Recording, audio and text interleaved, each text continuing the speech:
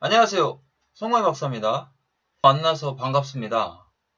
오늘은 히브리어 알파벳 중에 타브에 대해서 공부해 보겠습니다. 타브는 마지막 알파벳입니다. 타브 속에 나타난 말씀을 깨닫고 그 속에 하나님의 의도가 어떻게 되어 있는가 한번 생각해 보는 시간 갖겠습니다.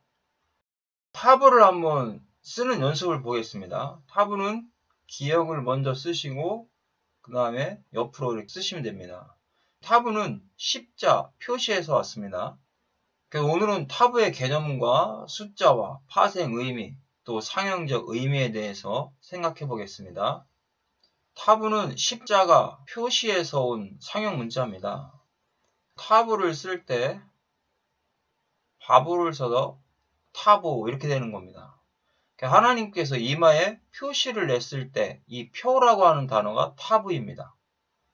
구원받은 백성들은 이마에 어린 양의 이름과 하나님의 이름이 있다라는 것을 말씀하고 있습니다. 뜻은 진리의 표시 또는 진리의 목표다라고 했습니다. 고대에서는 결합의 표식으로 되었죠. 이 타브가 십자, 표시를 했던 겁니다. 또 창조주의 사역의 완료를 표시할 수 있습니다. 알레프로 시작해서 타브로 끝나는 겁니다. 나는 시작과 끝이요, 처음과 나중이며 알파와 오메가다라고 예수님이 말씀하셨습니다. 그래서 알레프는 하나님, 타브는 십자가. 그래서 예수님이 하나님으로 이 땅을 창조하실 때 시작하셨고 마지막 십자가에서 죽으심으로 선택받은 백성들을 구원해 주셨습니다. 자, 숫자 값은 400입니다. 그러니까 타브는 400이다라는 걸 알 수 있습니다.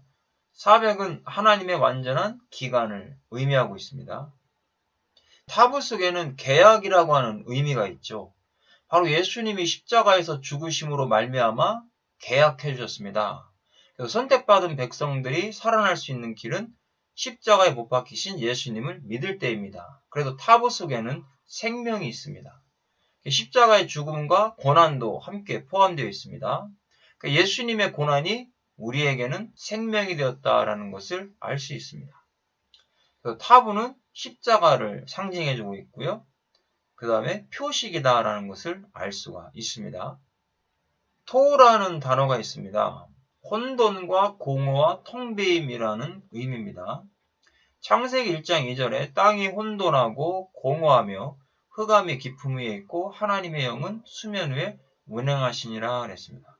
하나님께서 이 땅을 창조하시고 이 땅을 운행하셨습니다. 그때 이 땅이 혼돈에 있었다, 텅 비어 있었다라는 의미가 되겠죠. 하나님께서 이곳에 에덴 동산도 창설하시고 또 식물과 동물들도 창조하셨다라는 것을 볼 수 있습니다. 토라고 하는 단어에 십자가가 있습니다. 그러면 우리의 심령도 공허해질 때가 있습니다. 그럼 언제 공허해질까요? 십자가에 못 박히신 예수님이 내 안에 없을 때 공허해질 수밖에 없다라는 겁니다.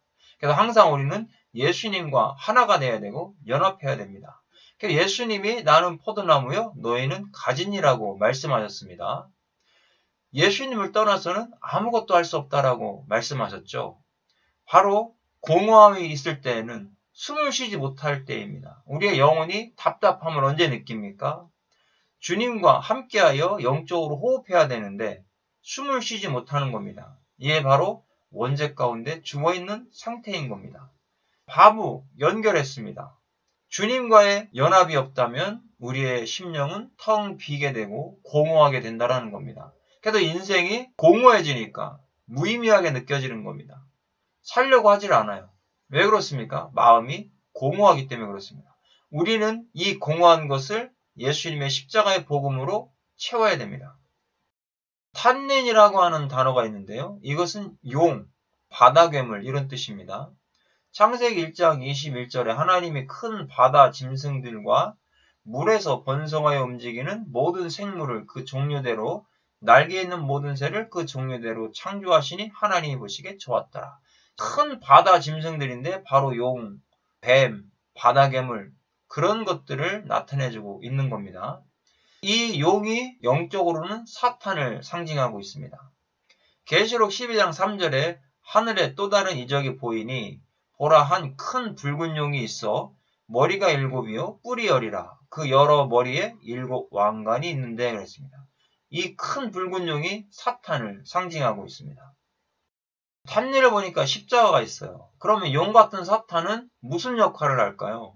십자가에 못 박히신 예수님을 대적했고 또 예수님을 믿는 사람들을 지금도 대적하고 있습니다. 구원받은 하나님의 백성들을 대적하는 것이 바로 사탄이요 용입니다. 하나님의 사역을 하지 못하게 만든다는 것이죠. 이런 자들이 바로 예수 그리스도 안에서 구원받지 못하게 하는 자들이라는 거죠.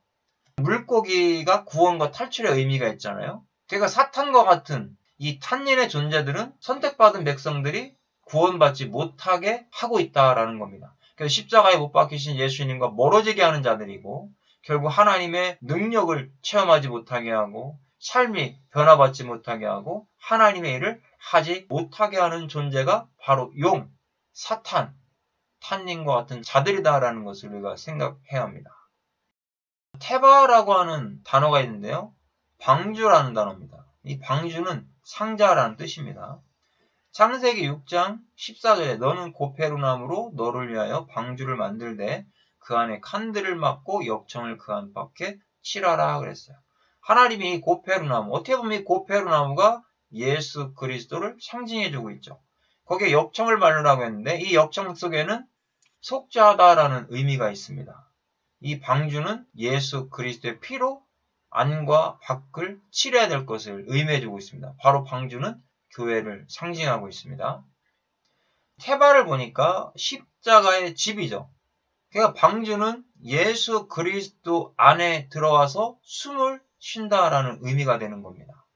노아의 8가족이 방주를 만들어서 방주 안에 들어오므로 홍수 심판 가운데 숨을 쉬는 역사가 일어났어요. 나머지 모든 사람들은 숨을 쉬지 못하고 죽었다라는 겁니다. 그럼 우리도 이 마지막 때에 숨을 쉴 수 있도록 방주를 지어야 됩니다. 그 방주는 하나님이 원하시는 교회라는 것이죠. 테슈아라는 단어가 있어요. 구원이라는 뜻인데요. 이 테슈아는 주님께 돌아오는 것이죠. 언제 구원받을 수 있습니까? 타부, 십자가로 돌아오게 되는 겁니다.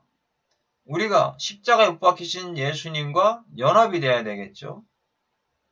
거룩하신 하나님의 이름을 영적인 눈으로 보아야 합니다. 그럴 때 우리는 숨을 쉴 수가 있습니다. 구원이라는 것은 예수님께로 돌아와서 영적인 눈이 열려서 숨을 쉬게 하는 것.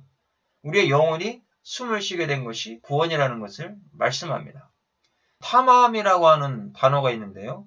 왕성하다, 끝마치다, 끝나다 이런 뜻입니다. 왕성해지려면 어떻게 됩니까? 그리고 완성이 되려면 어떻게 됩니까? 십자가 예수님과 하나가 돼야 됩니다.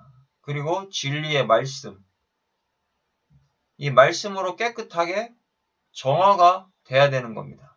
그럴 때 우리는 우리의 영혼이 번성할 수 있고 복을 받을 수 있다는 겁니다. 자, 감사라고 하는 단어 중에 토다라는 단어가 있어요. 하나님 앞에 감사해야 되겠죠. 자, 예수님이 너희가 자랑할 것이 있으면 예수님 안에서 자랑하라. 십자가에 못 박힌 예수 그리스도 안에서 자랑하고 십자가에 못 박힌 예수님과 연합해야 된다. 우리의 감사가 나오려면요. 십자가에 못 박히신 예수님이 나의 구주가 되실 때 감사할 수 있습니다. 그리고 문 통과해야 되겠죠. 우리가 감사의 고백을 할 때는요. 예수 그리스도의 문을 통과해야 됩니다. 그리고 우리의 영혼이 숨을 쉬어야 되는 겁니다. 그럴 때 감사가 나올 수 있어요. 매일 원망 불평하는 사람들은 십자가에 못 박히신 예수님과 연합이 안 돼 있습니다. 예수님의 문을 통과하여 거듭나야 되는데 거듭나지 않았기 때문에 숨을 쉴 수가 없어요. 원죄 가운데 있기 때문에 죽어 있다라는 거죠. 그런데 찬송하고 감사하시는 사람들은 구원받고 거듭난 사람들입니다. 토라, 율법이라는 단어가 있습니다. 자, 이것이 토라인데 우리가 율법을 잘 지키기 위해서는 십자가에 못 박히신 예수님과 하나가 돼야 됩니다. 그럴 때 율법은 우리를 거듭나게 만드신 예수님을 통해서 레이시, 새롭게 출발하는 겁니다. 인생이 달라진다는 얘기죠. 우리가 율법을 지키는 이유는 성화 구원을 이루기 위해서입니다. 구원받았다고 끝나는 것이 아닙니다. 우리는 성화 구원을 이루어가야 됩니다. 그러면 율법을 지키는 사람들은 숨을 쉬는 자들이라는 겁니다.